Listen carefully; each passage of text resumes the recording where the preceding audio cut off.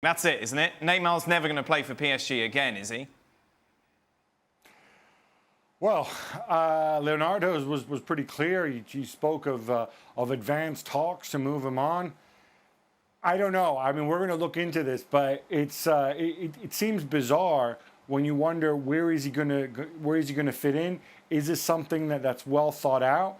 Why haven't other people bitten, perhaps in the Premier League when the market, when the transfer window was still open? Normally, when you go to this extreme, you're pretty sure you have a pathway out. And you look at Real Madrid, you look at Barcelona, and you wonder, where does he fit? And does this make any kind of sense given the players who are there already? Who does it make more sense for, guys? Real Madrid or Barcelona? Who should push harder? Well, you could play him on the other side if you're Real Madrid. Right. I mean, it's really difficult because we're talking about a guy who actually, if we get rid of the being unprofessional and all that stuff, is one of the best players on the planet. So it's kind of hard to try and say there's not a place for him. But put it this way, if Real Madrid or Barcelona don't get him, then they'll still be fine. Gab, who are they more advanced with, Real Madrid or Barcelona? Do we know? Well, the thinking is that it's probably Real Madrid for the simple reason that Barcelona, I think financially are a little tight. Remember, they spent 120 million on Griezmann. They spent money on De Jong, and also fitting Griezmann, Suarez, Lionel Messi, and Neymar into the same team, let alone Coutinho and Dembele and all those other guys, is difficult. As Stevie said, you could go and stick him on the other flank. Sorry, Vinicius, go sit on the bench and go for it that way.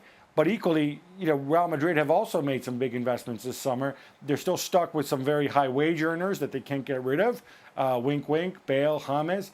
So I don't know. Certainly a move like this, at the numbers that are being talked about, we're talking 200 million euros here, plus the wage commitments, which means you're looking at an outlay of round about $500 million over the next 4 years between wages and fees.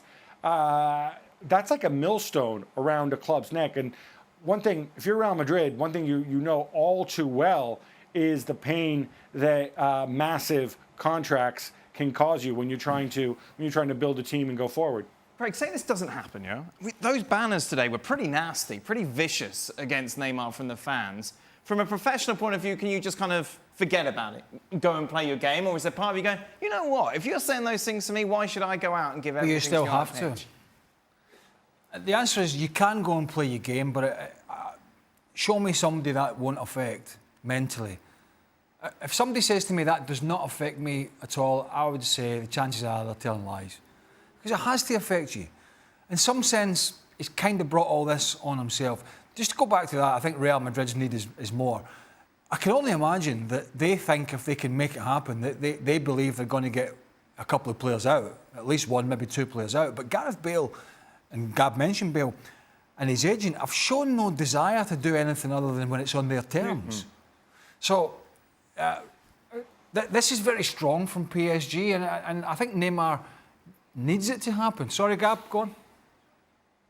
No, I was just going to say, I think if it's Real Madrid, that they have to have players going out the other way. Obviously, there's a pathway for James to Napoli that's been talked about. There's been talk about Luka Modric maybe going the other way in part exchange to Paris Saint-Germain. But equally, remember, even though Paris Saint-Germain will be getting these enormous wages off their bill, this is a team that has financial fair play issues as well to contend with, as we saw last season. So it's not something where you're necessarily doing PSG a favor if you're sending older veteran players back the other way. It seems very, very complicated. The clock is ticking. It just seems extraordinary to me how we've gotten ourselves into this situation. Dan, you worked in Madrid for how long? 5 years. 5 years. How's this going? How would Real Madrid fans feel if a guy who, number one, played with Barcelona, two, all he talked about was leaving PSG to go to Barcelona and all of a sudden goes to Real Madrid. How do they feel? I think if he's got that quality, you don't care, do you? If he makes the team better, Neymar does. As you say, away from all the shenanigans, he's an awesome player. Just briefly, the biggest story in all of this is the fact that this guy has to get his career back on track. Definitely. And get all this circus away. And it seems it has to be away from PSG. And it has to be soon. Well, thank you very much for watching ESPN on YouTube. For more sports highlights and analysis, be sure to download the ESPN app. And for live streaming, premium content, and let's not forget as well, ESPN FC 7 days a week. Subscribe to ESPN Plus.